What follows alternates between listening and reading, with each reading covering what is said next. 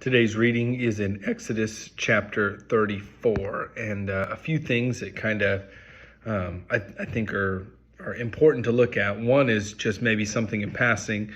Verse 17, after God is giving the covenant again to Moses, he says in verse 17, "You shall not make for yourself any gods of cast metal."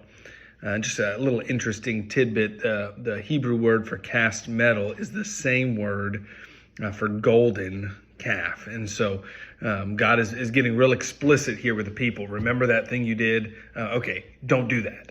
And it just is a reminder, and we've talked about it before in different Bible studies, that people find ways of doing evil and end up inventing new ways of doing evil, and God continually is reminding them, okay, you can't do it this way, or you can't do it that way.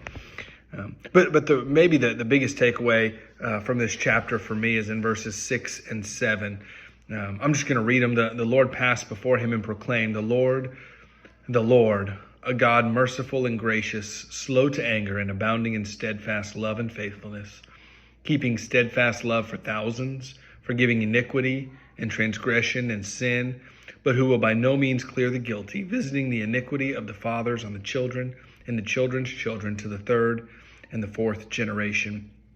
This passage is I believe, if I remember correctly, the most quoted Old Testament verse throughout the rest of the Bible. So the Bible, when it quotes scripture, goes back to this verse, and it talks about God's gracious love, but also his punishing of the guilty.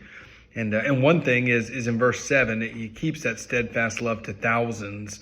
Some of the commentaries' interpretation would say thousands of generations, in contrast to visiting the iniquity of just a few generations in sin. God's grace is so much greater than even our sin. And so it's an important verse throughout the Bible. It's one that I think if we're going to memorize one, we'd quote and keep it in memory. And just an important verse to see God's graciousness, but also his seriousness in his justice.